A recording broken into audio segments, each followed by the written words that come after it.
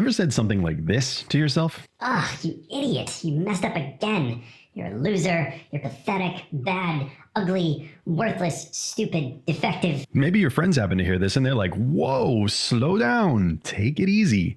Don't beat yourself up. They're like, What the hell are you doing? and inside your head, you're like, I'm kicking my ass! Do you mind? it's really strange, right? Because it almost feels good to do to ourselves. And if someone does it to us, it hurts, but we don't end up saying or doing much. At the same time, if we ever saw someone saying those things to someone else, we would probably go gangster on them without a second thought. So what's going on here? Why do we say these things to ourselves? Why do we freeze up when someone says something like this to us? Or even worse, we apologize to that person as if it's our fault. This is a really nasty, incredibly difficult situation, but thankfully there's a way out. And that's why I want to talk to you today all about the inner critic.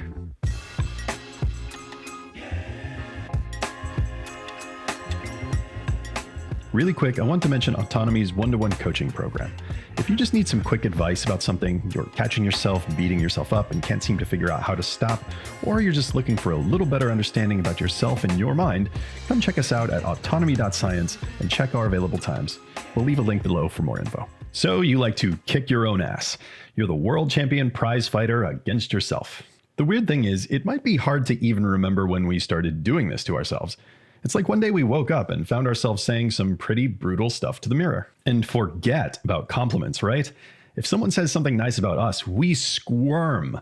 There's no way they could actually mean what they're saying. Someone could be like, you look really nice today. And your mind just says, This person's vision is somehow even more defective than I am. and you look away and mentally change gears as quickly as possible, or politely ingratiate them and change the subject. And if that describes you, I'll bet that if there was someone that you care about saying some negative things to themselves, you would rush to comfort them to assure them that what they're saying isn't true, right? It's difficult to listen to a friend or partner or family member say terrible things about themselves or refer to themselves as something negative. And it's so easy for us to see how great they are. But no matter what we say, it's like they actually insist upon their own insults. But then, once we're back in our own head, this bizarre thing happens. There's like this strangely masochistic good feeling that comes from tearing ourselves to pieces. And when our friends argue in our defense, it's like our mind kicks into overdrive to find reasons that they are wrong and we are right. We could enthusiastically and confidently win a debate about how we're the worst, stupidest, most pathetic piece of crap on earth. So what in the blue is going on here? Well, what if I told you your brain is doing its job perfectly? Hold it, stop right there. I am not saying you are bad or stupid or whatever. I'm saying that you telling yourself that you are bad or stupid or whatever is an indication that your brain is probably working exactly as nature designed. So yeah, hey, that's a really nice brain you have. I like that your mind is working perfectly. That's awesome. I think you're amazing because of that. And yes, that's a compliment. And now what are you going to do? Because if you immediately dismiss my compliment, you are proving me correct. And yeah, that's kind of a joke, but it's interesting, right? And I don't mean to say that comfortably accepting my compliment means that something's messed up in your head. Your brain would be working perfectly in that case too. But wait, Coach Cal, how can that be? They're doing the opposite thing. What do these two minds have in common? And here's the answer. They both have an ego. We all do. It's perfectly normal to have one. I talk about this phenomenon in greater depth in another video. Just search for Autonomy, Why You Won't Do What You Need to Do. But what it boils down to is this. Your brain is always trying to protect you from negative emotions. It's a natural mechanism that everyone's brain has, and it has a name that we all know, ego. Ego's like a mental bodyguard that's been watching out for us our entire life. It's always on the lookout for painful negative emotions trying to sneak up on us. And when it sees something that reminds it of negative emotions, it starts to push us away from that thing. And it's really good at this. The stronger and more frequent the negative emotion that occurred with something, the harder ego pushes us away. This is why, for example, if a friend of ours has been in a serious car accident, it can be really tough for them to even think about getting in a car again. As soon as they consider getting in the car, the deeply negative emotions of fear and shock from the accident suddenly return. The ego sees these negative emotions rising up very quickly, and the immediate reaction is, Hey, what are you doing? Is that a car? Hey, stay away from that. bad things happen there. Our friend experiences this process in less than a second and refuses to get in the car before they've even made a conscious choice about it. Or have you ever had food poisoning at a restaurant? It's the same thing. Even if we loved that restaurant, food poisoning is so terrible to go through that our ego may never let us eat there again. This is ego's job. It's really there to keep us alive, and negative emotions are the signal that it uses to give us a green, yellow, or red light about everything we encounter in life. Now, the really interesting thing about this car accident example is when we look at it from our own perspective instead of the friend that's been in the accident. And if you happen to actually be the friend that's recently been in the car accident, one, I'm really sorry. Two, this will still be really helpful. Just stick with me here. In our mind, we have no problem at all getting into the car. Maybe we've done it several times this week. And so why is it that we have no resistance at all getting into the car? It's not even a challenge. We can even do it while doing other things like talking on the phone and trying not to spill our coffee or whatever. And maybe we're late and we're actually running towards the car. It's not because our ego is gone or broken or asleep. It's that our ego doesn't perceive a threat because there is no negative emotion signal suddenly rising to the surface when we see the car. The ego stays cool and moves on to the next thing that we encounter. And it gets even more interesting when we consider that some people that have been in car accidents can confidently get in a car and drive again, almost as if they had never been in an accident in the first place. Now, what is the ego doing here? In this case, the person has worked through the negative emotions of their past car wreck. They still have the memory, but the emotion is no longer attached to it. We all have situations like this where something negative happened in the past, and we can recall easily what happened and how we felt about it, but the pain is no longer there. That's a sign that emotional processing has taken place. When we have the information from the event, but the emotional energy is no longer tied to it. Our brains have sort of digested the emotion and logically figured out that car wrecks don't happen every time we get into a car. In reality, they almost never happen to us, at least hopefully. Otherwise, get a friend to give you a ride. Some people never have an accident. The important thing is that in all of these cases, the negative emotion isn't there, so the ego doesn't react. In fact, something very special is created when something challenging happens to us. We process and digest the emotions, and we're left with a calm ego and the information from the event. That's called experience. Gather enough experience and you have the opposite of an overreactive ego. Confidence. And maybe you're like, All right, fine, Coach Cal. Ego, experience, confidence. What does this have to do with being our own worst enemy? and the answer is this video's one big thing to remember. Ego will protect us from anything, even from our own best intentions. Here's what I mean. Imagine a situation where you felt good about yourself, and since you felt good about yourself, you took some action, but then something bad happened to you in response. And so what are some examples, right? Like maybe you were a kid and said how you felt about something, but then someone said you were stupid to feel that way. Maybe you asked someone out and they laughed in your face. Maybe you raised your hand in class a few times, but you got the answer wrong a lot and everyone laughed. Maybe you studied really hard in a tough class and didn't do well enough for your parents and they punished you for it. Maybe you were happily playing with friends and out of nowhere a bully comes over and hurts you. Maybe you just tried your hardest at something, but it went really badly. All of these situations would cause negative emotions, and in turn, your ego will start to look out for similar things like in the car wreck example, just like it's supposed to. If it's a one-time thing, as long as it's not too traumatic, then there's a good chance your brain processes the emotion over time, you learn from the information, and you gain confidence about how to deal with it next time. But if that were the case, you wouldn't be watching this video. So let's go a little further and imagine a situation where the same bad thing happened to you every single day.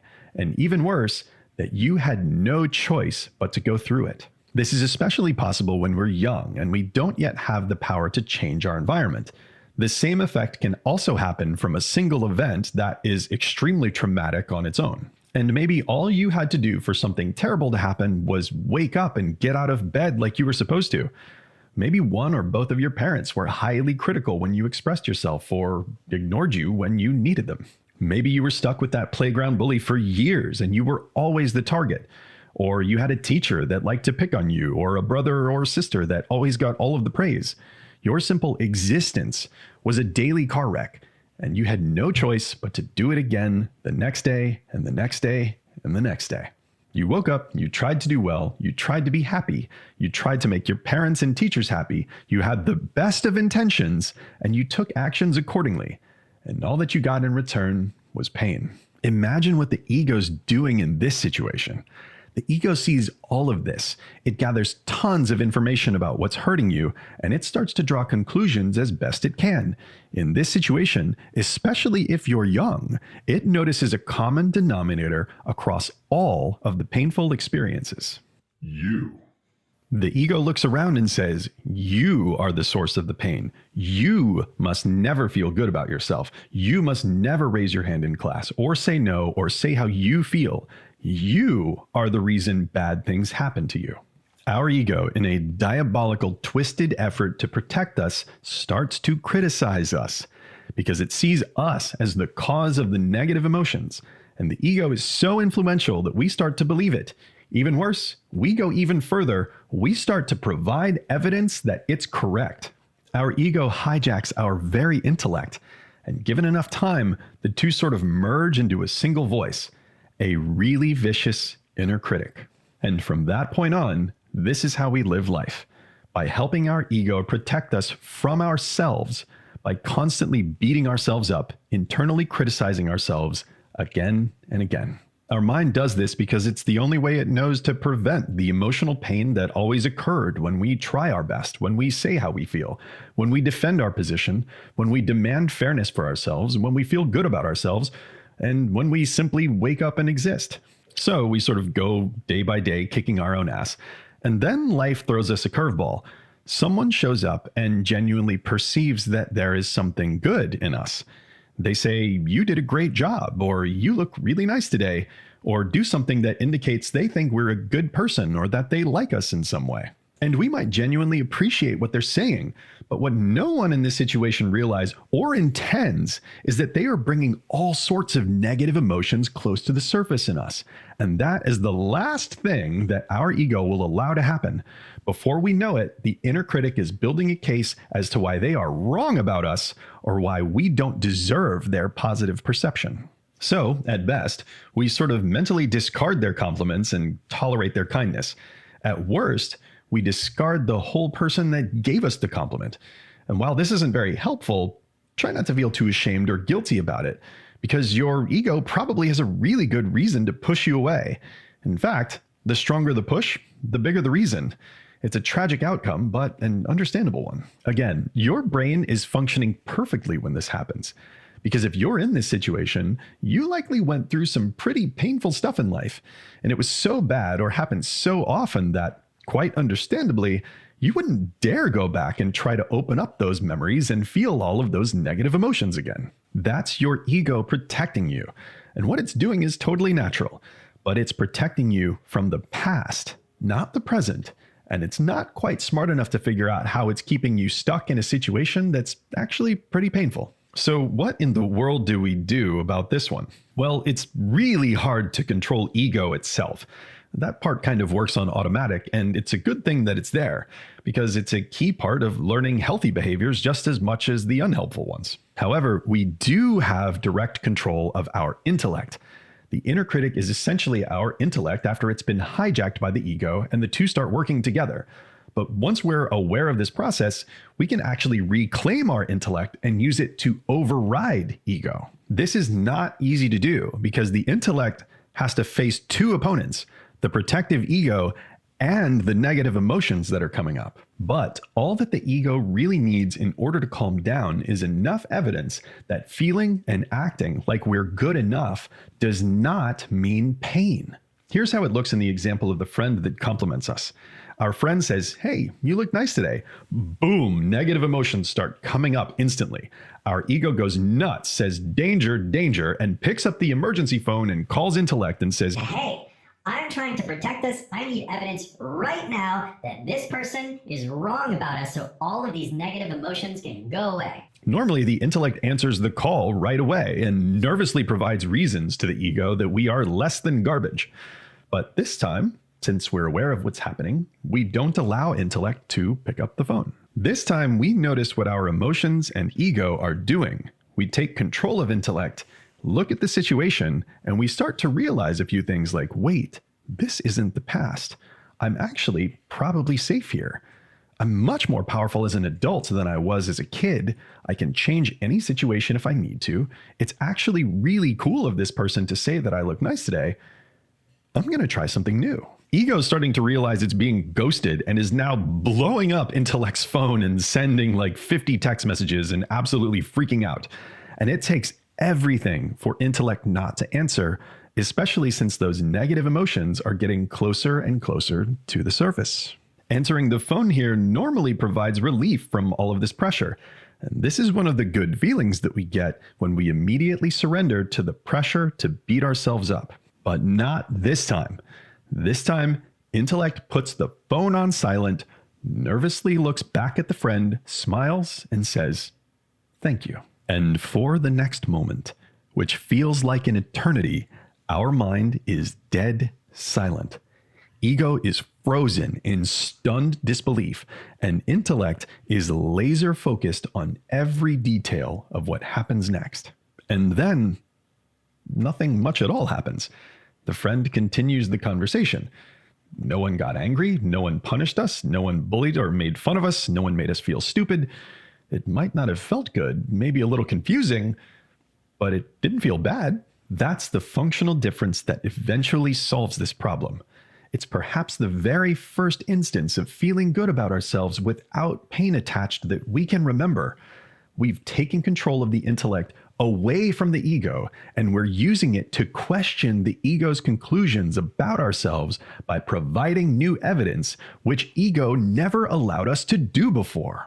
And that's the thing that's easy to misunderstand about ego. It sort of wants to do a good job, and it always tries its best to consider all of the past emotional evidence.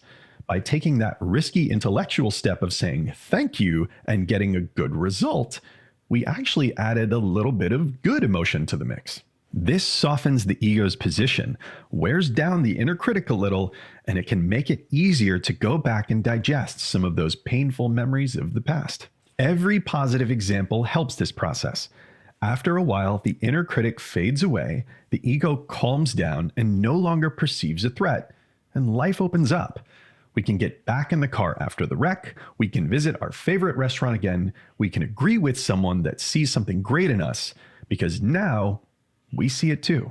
So yeah, it's really tough, and you have every reason to feel super uneasy if someone sees something amazing in you. But if they can see it, maybe we can take a chance and test out their theory for ourselves.